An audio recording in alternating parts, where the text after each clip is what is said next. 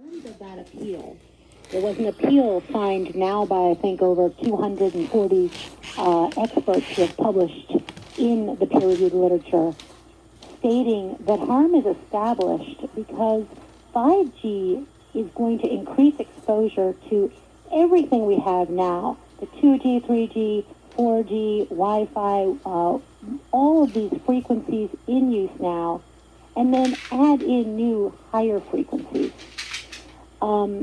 We also know that it will increase the environmental levels of radio frequency and higher submillimeter, and the industry is stating they'll be using millimeter waves. So it will increase the wireless radiation in the environment.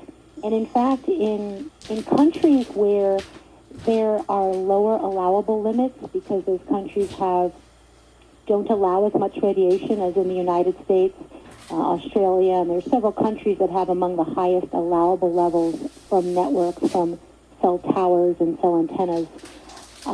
In those countries, industry is actively trying to change their laws so that they can accommodate the higher levels, especially in the vicinity of the antennas, that a full 5G deployment needs.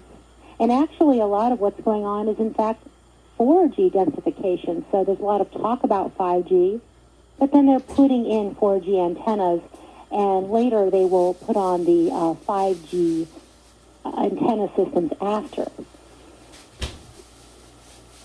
I could talk more, but there's so many aspects to this. It's going to be...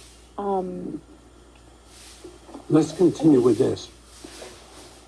The average person is not necessarily familiar with the physics of electromagnetic frequencies, nor the possible or known outcomes. So take us through the illnesses that are likely to happen if a person is exposed with one of these cell towers right beside their house or on top of their apartment building, so we know the possible consequences. So, there's a paper that was published by several experts, and Dr. Davis being one. So I'm gonna hand it off after I just say that there are scientists who are reviewing the literature and stating that this radiation is a human carcinogen, but that is really the tip of the iceberg because of the research impacts to sperm and reproduction, and what got me involved in this, which is impact to brain development, brain function, research linking exposure to behavior in children, and prenatal exposure. Let me jump in and say that we have the cancer work. We have both human studies and we have animal studies. And the human studies have been done largely in Scandinavian countries or European countries where people started to use these devices earlier. And we have clear evidence that electromagnetic fields that are invisible, that most people cannot feel, that do not generate heat, at the frequency of the phones and at the planned frequency of 5G, which is 5 billion to 100 billion cycles a second, that high frequency does not get into the skin very deeply, but it has profound biological effects. It can stimulate cell growth of bacteria and viruses and possibly cancer cells. It can interfere with the ability of cells to repair themselves because it prevents the formation of normal repair processes because it increases reactive oxygen species. This produces a kind of Pac-Man-like creature that goes around and gobbles up whatever it can find in the body that's loose and knocks off the electrons and destabilizes things. And we know these biological properties of 5G are very important, but the research has been done in people with 3G and 4G, and that research has shown that people who use cell phones regularly for 10 years or more have between a 50% to an 800% increase in a highly malignant, relatively rare tumor of the brain, glioblastoma. In addition, there are increases in tumors of the hearing nerve, as well as thyroid cancer And I believe there is also an increase in rectal cancer in young people under the age of 40, which is showing up in the CDC, a dramatic increase in rectal cancer in young people. Never seen anything like that before. Well, think about all those young people with the skinny jeans and the phones in the back pocket and the microwave radiation going right into that rectal area. It certainly is something that surgeons are looking into right now and deeply concerned about, as there just seem to be more and more of these cases that we've never seen before in such young people. In addition to the cancer story, as Theodora indicated, we know that sperm are adversely affected, and we know this not just from theoretical work with animals, and studies in animals, but because of the Cleveland Clinic, as well as in Australia's major research center on male health, they have each done the following experiment. They've taken sperm from healthy men and put them into 2 test tubes. One tube gets exposed to cell phone radiation. The other does not. Now, of course, they're going to die because sperm don't belong in a test tube. But what happens is they die 3 times faster, and they have 3 times more damage on their DNA if they have been exposed to cell phone radiation. Now, why is this important? Because, as you know, we have this dramatic decline in sperm count all over the world. There are many factors that contribute to this, including pesticides. And I know you've been very involved in that as well, Gary, and I appreciate it. But among the factors that could account for the radical decline in sperm is, of course, the expansion and the use of wireless radiation. Could you also go through what is likely to happen to young children and toddlers who are now using cell phones or the pads at a very young age? Well, the American Academy of Pediatrics has issued guidelines. And on paper, at least, the cell phone companies adhere to them, and they say that they tell people this. The guidelines say no screen time for children under 2. And the reason is because the developing brain gets so excited by these rapidly moving colors and things that it becomes a very addictive stimulant. And we've seen it everywhere. But it doesn't just addict the young child. But the young brain, of course, doubles in the first 2 years of life. And that is a time when you want to protect the brain from any exogenous factors. It's absolutely essential to do that. We do great lengths to give our babies helmets and protect them in cars, but we are giving them these devices without realizing you're handing a child a 2-way microwave radio. Now, the iPad has tested for use by a 220-pound man with a 12-pound head and about 20 centimeters, maybe 8 inches away from that large body. That is not an adequate model for giving an iPad to an infant or a toddler. And we have now such things as the iPad teething rattle case and the iPotty.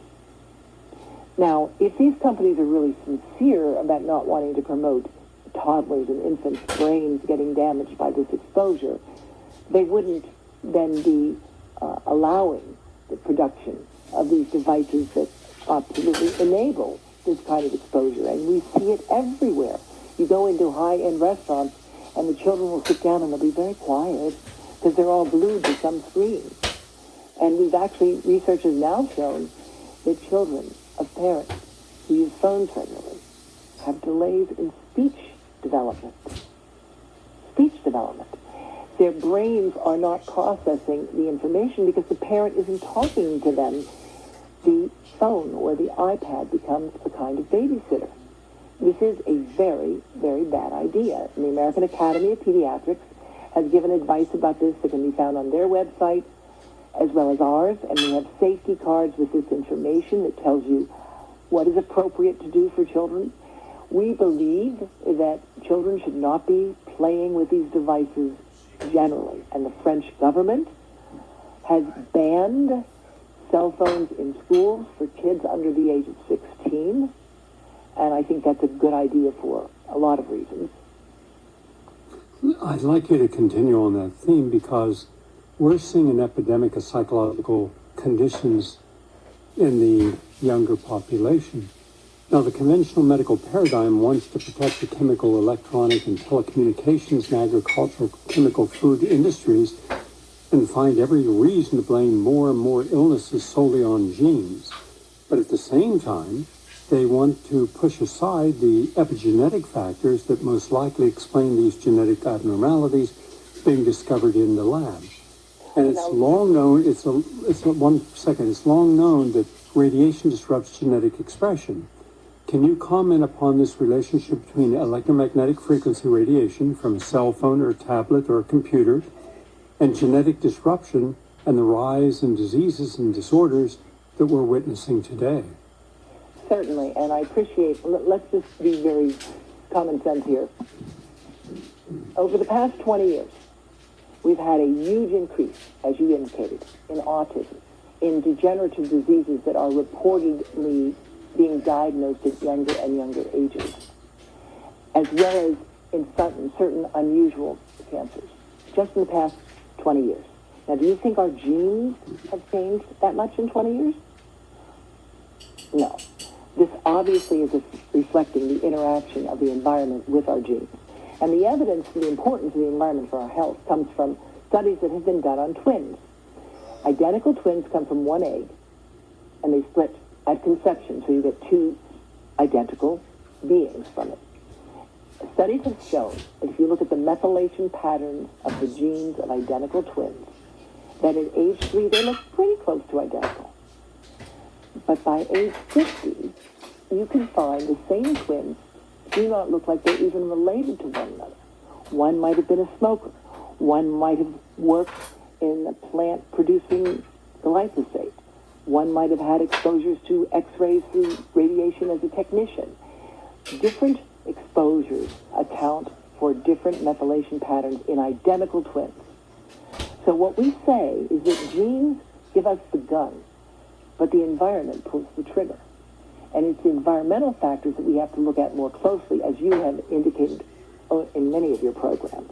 And when we look at those environmental factors, we have an extraordinary array of evidence in terms of their ability to affect human health. We know that for most cancers, 9 out of 10 cases, whether it's breast or colon, comes from not whatever you've inherited from your father or mother, but from the environment. Only 1 in 10 cases of breast cancer results from an inherited germline mutation. And yet, all these cases of cancer ultimately resolve because the gene has become challenged. But its challenge comes from the environment, not from what you inherited from the parent. That is why germline mutations are very interesting and important to study, and they're the stuff for which people get the Nobel Prize. But it is the acquired somatic mutation that is most determinative of most patterns of health in people. Thank you. I appreciate that insight. Theodora, how much do you contribute our overuse of electromagnetic frequency emitting technologies to certain disease and psychological epidemics? And then when we take an honest look, we're not seeing the mainstream media, nor are we seeing the public health agencies like the CDC or the U.S. Public Health Service that oversees all of our government health agencies, looking for the truth in the same way that independents are looking. So when I look at those speaking out most loudly against 5G, I find few are the thought leaders in the environmental movement. It's like the environmental movement has abandoned 5G as being a contributing factor to the destruction of our environment. Yet I'm a certified organic farmer and have been my entire adult life. I've taught farming and soil conservation, and I've always had beehives, as I do today. The moment you introduce something into that environment that they're not used to, such as neonicotinoids, a pesticide, they begin to die off. Now, all around me, I've had farmers who've had bees that have died off. Mine haven't. And when you start introducing electromagnetic frequencies, and the bees communicate where honey is or pollen is, nectars, by doing little circular dances that tell everyone else in the hive this is where it is. electromagnetic frequencies disrupt that. We've seen the beaching and the suicide of thousands of mammals, whales, porpoises, even walruses committing suicide. And we believe part of that is because of the HARP program and the sonar programs that send waves out that disrupt natural navigational principles. So when we look at all this, none of this about the environment and what it's doing is being covered by the environmental movement, which I'm very disappointed in. But it's a big issue contributing to many of the energy-intensive technologies, because all these energy-intensive technologies are going to be using 5G. So what is the approximate carbon footprint of 5G after we factor in the installation of numerous towers, the natural resources required to do so, including 20,000 rockets that were fired into space to position satellites, and then the energy consumption to keep the entire network operative? And behind a lot of this, not all of it, is Elon Musk, the billionaire, head of Tesla. And I would think that some of these people in Silicon Valley should set their megalomania and narcissistic complex aside for a moment just to talk in common sense about the destruction they're wreaking upon the environment. Your thoughts? Yeah, well, you hit a lot of key things, which I'm just going to briefly speak on. One is the impact to bees, because there is, as you described, impacts to disturbing the colonies, changing their behavior, and their egg production. And now we're adding in higher frequencies, and there was a study that was published in Scientific Reports, which is actually the first study to investigate how insects, and one of the insects they looked at was the western honeybee, how do they absorb the higher frequencies that are to be used in the 5G rollout, or what industry is stating the sub-millimeter and millimeter waves. And when they looked at this, and the first thing I'll say is, this is the first study, according to the paper, and how have we not done this before, right? And what they found is that the higher the frequency, to a degree where that frequency matched and was close to the size of the insect, they absorbed much more of that radiation was absorbed into the body. And the researchers concluded that this can lead to changes, of course, in insect behavior physiologically and morphology over time, and are warning on this.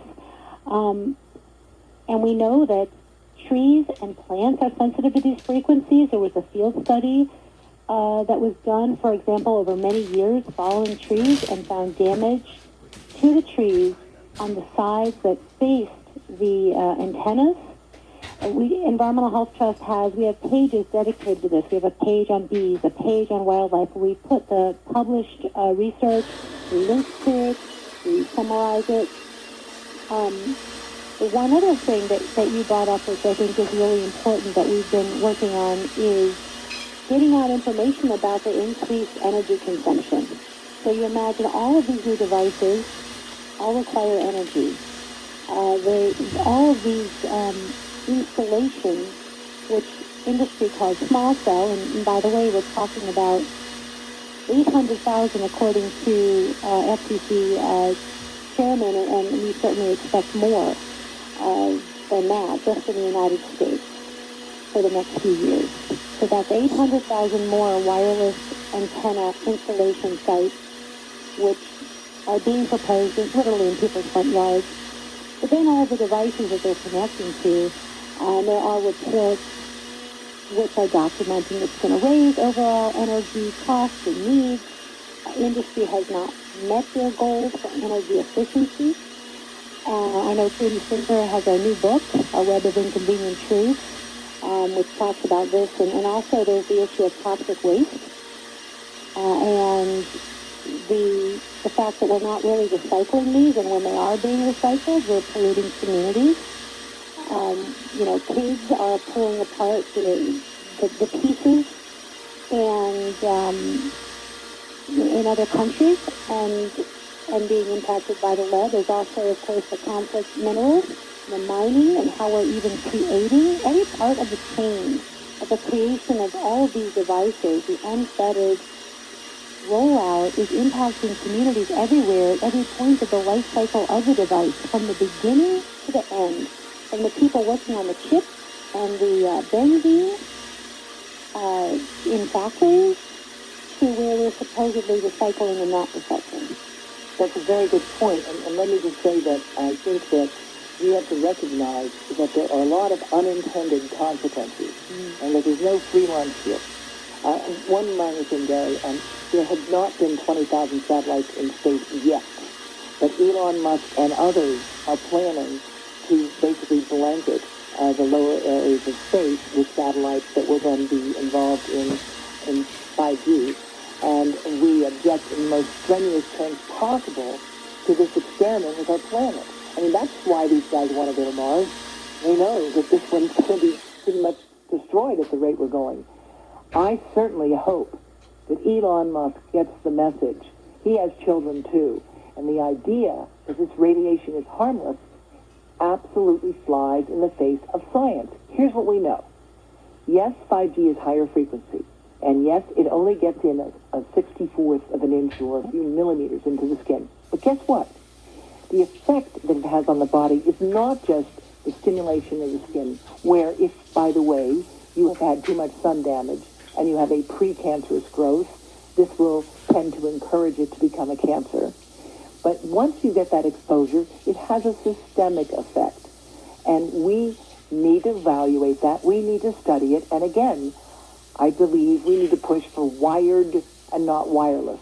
If we could agree on generally going wired, which would be a big radical change, that would mean all these buildings that are being built only for wireless would have Ethernet connections in every room, would have cabling possibilities so that people don't have to be exposed to wireless radiation. We need a national conversation about exactly what's going to happen if the current proposal goes ahead. Senators Schatz and Thune have a joint bill, which is being touted as a great example of bipartisanship. Well, it is good to have bipartisanship nowadays. Lord knows we need it. But their bill, which is called Streamlining for 5G, is really a steamroller bill. It would force localities to accept 5G wherever the providers want to establish the antennas. And in many areas, Wyoming unfortunately one of them, where the state is ignorant about the issue, they are allowing these antennas to be 8 feet above people. Now, people live very close to that height. And you can see signs on some of the ones that have gone up that say, above this level can exceed the FCC exposure guidelines. Well, give me a break. You're putting it on the ground above that level, but it might be right by your kid's bedroom window. So we're very concerned about the train wreck that we seem to be getting ready to have. But we do believe that when the public gets more concerned, and letters are written to Senators Thune and Schatz and Senator Schumer and your local senator, wherever he or she is, saying, please do not pass this bill that is proposing to streamline 5G. When the public gets more informed and more engaged, this is going to change what we're doing here. I believe those groups that need 5G, which may be businesses and the military and medicine, they can have 5G and it can be wired to them. As a matter of fact, the European Parliament had an analysis that said that in Singapore, they are focusing on 5G only to the factories and the businesses, and it will be largely wired, and they're not even going to try to get it to consumers. And for China, we're supposedly in a race with them. They are basically using this for surveillance of the population. That is what 5G allows. Very good, thorough surveillance. Well, they have surveillance now in China. Now, if you're in an airport in China, which I have been frequently as I teach at Sichuan University, there's facial recognition software running all the time, every time you enter any checkpoint in a Chinese airport. So a friend of mine lost a laptop. They forgot to pick it up when they went through the security, went back to security, and security ran the tape, found the person who had picked up the laptop and taken it to their plane, found that person on the flight and seat they were on, removed them and the laptop, they had facial recognition software that can recognize your face, the way you walk, even when you can hear the way you talk. If you ever want to play a game with your phone, whisper into it when you're doing your dictation, and you will find that it picks up every word that you whisper, because these devices are remarkable. They can detect every sound you make, and unless you turn off, as I have done, some of the software, they will tell you how many steps you've taken every day. Now, you may want that information, but that should be your decision, and it should be your information, not information being used for marketers to exploit you. You're listening to Dr. Deborah Davis. Deborah is speaking to us from Wyoming. She's a highly distinguished medical researcher, epidemiologist, and health activist. She graduated from University of Pittsburgh, where she later founded the School Center for Environmental Oncology, and she received her doctorate from the University of Chicago, in addition to additional degrees as well. And she is being joined in this discussion by the executive director of the Environmental Health Trust, Theodora Scarato. Is that pronounced correctly? Yes. Scarato? Yes. Okay. And they are going through this step by step. I'm going to introduce us to another segment of this program with different questions, but I just want to mention for all of our satellite stations listening right now, and our sister station WBAI, etc., that this Sunday I will be giving a webinar on slowing down and reversing the aging process naturally. As many of you know, I was a research fellow at the Institute of Applied Biology for 33 years and did all of its research. I was the head of the department in anti-aging medicine. And I've done the PBS special, How to Live Forever, and Age is Only a Number. And I'm at the point now, having done multiple studies published in peer-reviewed journals, working with more than 40 clinical studies, more than 70,000 persons counseled one-on-one, that I believe that if we can just hold on for another 5 years, you will see the greatest leap in anti-aging in history. And right now, if you follow the right protocols, including the right diets and the right exercise and de-stressing, that we could knock anywhere from a few years to as many as 30 years off of our aging, or put it in a different way, we can add those on to our life. So if you're at 70, there's no reason you couldn't live to be 100 if you changed your behavior and lifestyle, perceptions, diet, etc. But then it gets to what is it? And we have these foolish diets like the paleo diet and the keto diet and the high-protein diets. So I'm going to go through what we're doing wrong and how many years it takes off of us, and you'll be shocked of just being sedentary, sitting for more than 2 hours at a time, versus what adds years onto our life. And it's taken me all these years to come up with this protocol. It'll be a brand new protocol for everyone in the audience. And then I'll be taking calls. Go to prn.fm or GaryNull.com, and you can see the information for this Sunday's webinar. Now, to both of you, this issue, and we'll start, I want you both to address it, but I'd like you to start, Deborah. Right now, most people trust the government when it comes to health issues. As a result, when the CDC and the FDA and the U.S. Public Health Service and the National Cancer Institute, National Institute of Allergy and Infectious Disease all say that there is no problem with wireless technology. We're talking about cell phones, laptops, but the science that's published in the peer-reviewed journal on PubMed has 10,000 studies that would contradict that and shows that they're wrong, and yet now the public's caught in a quandary. Who do we believe? Then you get all these reporters and these physicians working for the different networks, and they always align themselves as if they're all reading from the same talking points, that these are not dangerous, and if you even question them, there's something wrong with you. You're a conspiratorial theorist, and you're a fringe person, because mainstream science, mainstream medicine doesn't agree with you. So I would like for you to address the political and social efforts that must be made, because if you stop just at the FCC, if you just have some hearings, they've done this dog and pony show 1,000 times, They'll bring some people together. It'll always be ones they select that they know the outcome, but average people will not be given the same opportunity you would because you're known in the field, but the average person would not. And so your voice is not going to be heard. The lobbyist voices will be heard because the legislator will go from a committee hearing back to their office, and suddenly people who are always looking at their future advancement, including chiefs of staff and the protocol officers within the legislative process, they're going to be talking to you about who you should align with and why. The legislators are not scholars. They're not researchers. Even those that are physicians are not that bright on issues. So we, the public, are left with the false impression that somehow this is going to be vetted properly. And then when it's done, it's hard to undo. And then you go back to who really gave them all this permission and power. And it was Bill and Hillary Clinton. Because they're the ones who allowed them to pass and write their own legislation that said that you, the public, cannot determine where these towers are going, even if you have legitimate concerns about public health. And a federal law supersedes state law, so a state can say, yeah, well, we're going to ban 5G in our playgrounds and hospitals, and the industry can be patient and wait because they know they're going to win.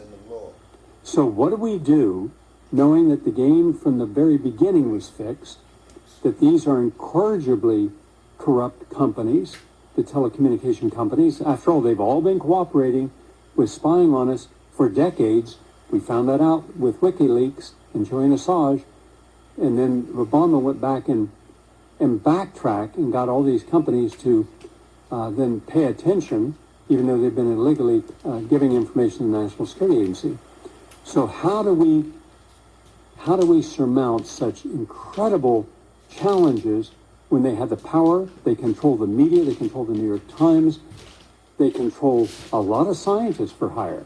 A lot of departments at universities count upon the largesse of corporate America. Take your time, both of you, and address this issue as well. Well, let me just start out. This may surprise you, but there has been a few outliers when it comes to media coverage of this issue. One has been Fox News, locally and sometimes nationally, that has actually entertained some of the information that we're talking about here today. And the other was RT, which, as you know, is a Russian outlet, and it is Russian propaganda. But they do have reporters that work for them that are not puppets and Americans. One of them is Larry King. And they have done a decent job of reporting. The other thing I want to mention to you is that there have been reports that have evaluated the FCC and the FDA, and they have concluded that they are a captured agencies. And specifically, Harvard University has a Center for Ethics, the SAFRA Center for Ethics. And when it was held at the law school, shepherded under Professor Lawrence Lessig, who is an expert in the First Amendment and renowned constitutional expert, the report issued by the SAFRA Center for Ethics concluded, and the title was, "The FCC is a captured agency."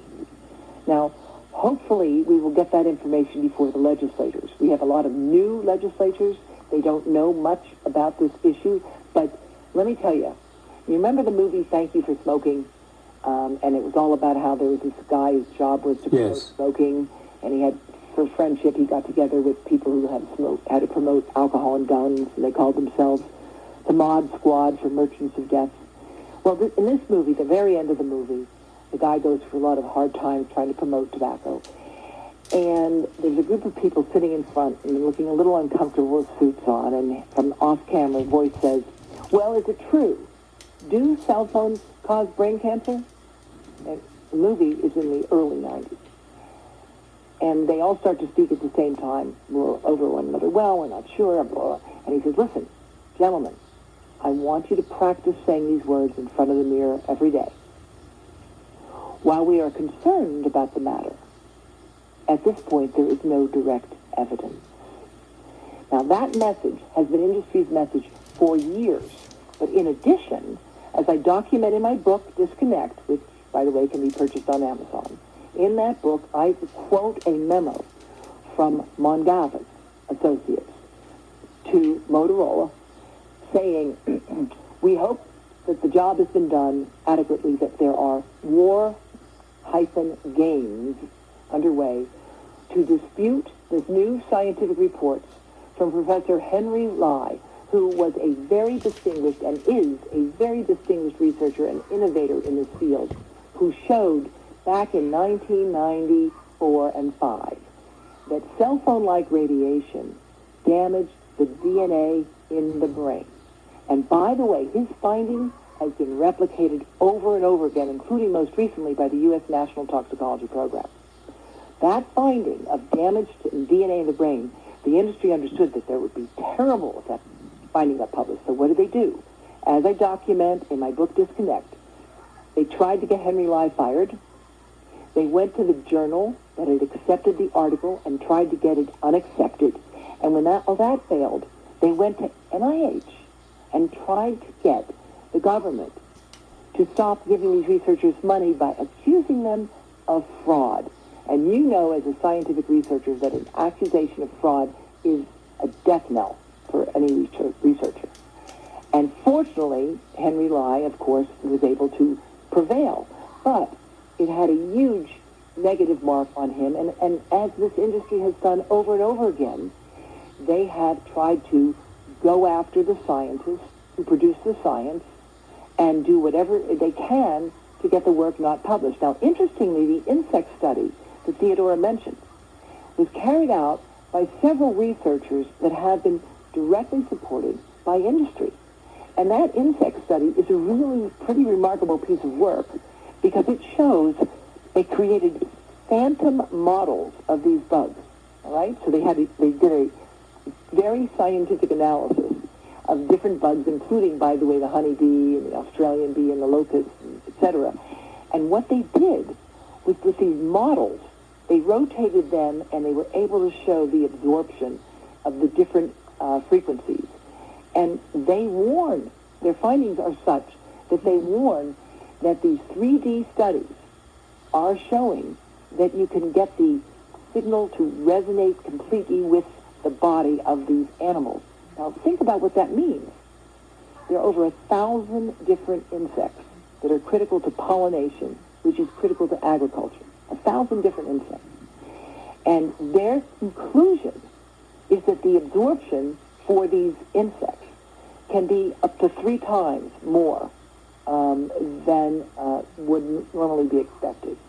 And as a result, what they conclude is that there's a serious problem here in terms of what this does for these insects, and we need to take it seriously to understand what this means in the real world. Because they were able to make these phantom models, and of course a model is only as good as the assumptions that go into it, but these are the same people that developed the human body models that are being used by the FDA when it comes to surgery and other things. So there's a lot of strength in what this team did, but their conclusion was that there's a tremendous absorption into the animal's body, and that this could turn out to be a real problem, because with frequencies above 6 gigahertz, you're going to get a potential increase in temperature, which is, and therefore, of course, this could contribute to what we are seeing around the world already, which is a global decline in insect populations. Can I add on to this that there has been no environmental review for the rollout? So all of these impacts to insects, impacts to trees and the tree canopy, the FCC has been passing, moving forward, regulations which are not only stripping local authority, but there's no environmental review. What is going to be the impact with all of these new frequencies? And Investigate Europe did a report as well, in addition to the Harvard report that I would add on to, which was called 5G, the Mass Experiment, and I think they have a second one, How Much is Safe, where they talk about the industry involvement in the research. I really recommend it. It's Investigate Europe, and they share how they're industry loyal, which is what scientists have actually been publishing on. They're industry loyal groups who are considered the national and international authorities. And in fact, and the term used was actually the ICNIRP cartel.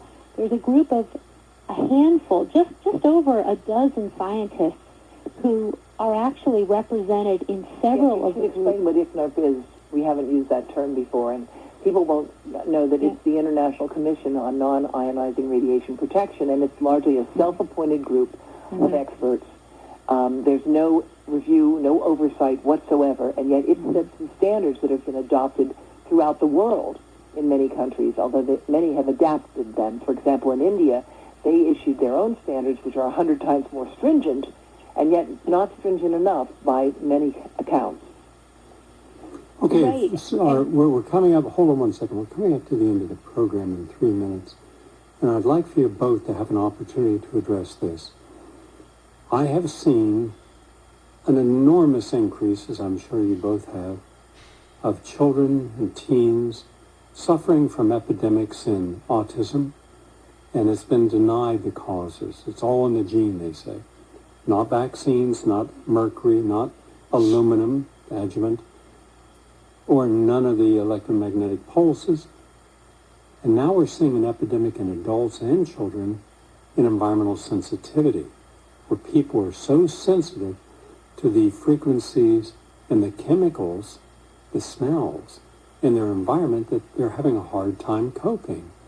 And initially, medicine said this was all psychosomatic. None of it was real, just like they said Gulf War syndrome. For at least 20 years, they said it was not real, but it was.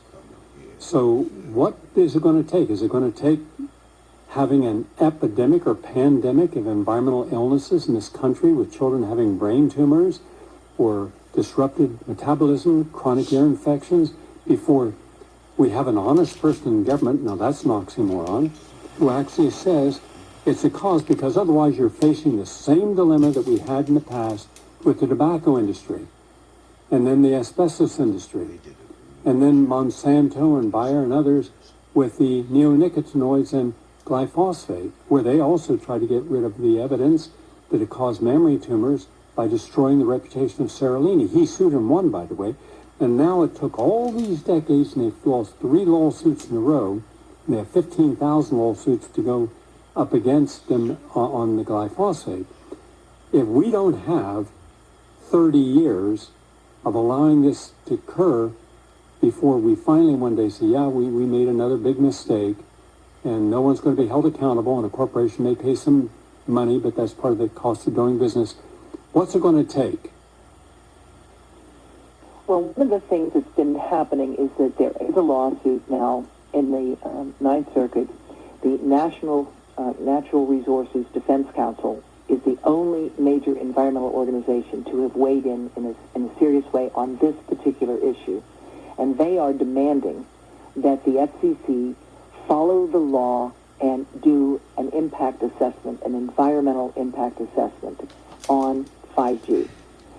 Fortunately, the NRDC is involved in this. They have an outstanding group of legal experts, but like most of the other environmental organizations, they're stretched thin, and nobody has really the expertise that's needed in the science here, because the science is, in fact, complicated. So what's it going to take? It's going to take more and more shows like this, more and more things, talking with people like Deborah Coppold and others, where you get the information out so people can understand this is real, this is immediate, and you can do something about it. And our position is we want it wired to and through the premises. And you want to have the option. But in fact, what's going to happen, in the model has been, you replace one technology with the other. So eventually you're going to have new equipment and new software and new programs that'll all be 5G ready. But what if you don't want it? What if you don't want to be able to download a movie to your phone in 3 seconds? And many of us don't. So that's the challenge for us as a nation. We need a conversation about that. And what it's going to take is leadership from some members of Congress, and I hope that we will have that soon, because I have heard, we know Senator Richard Blumenthal has written and demanded to the FCC that he wants answers about 5G, and I think Theodora can tell you about the other people in Congress that are stepping up and the other actions that are taking place at the local level. Well, unfortunately, we don't have time for that, but what we do have time to mention is that the book is A Disconnect, The Truth About Cell Phone Radiation by Deborah Davis, and also from Theodora Scarrato, the Environmental Health Trust website is ehtrust.org, and that way you can get up to date on all of the other information. Thank you both very much for coming on, and we will continue to be on top of this issue. I'm Gary Knoll. Thank you all for listening. Have a nice day.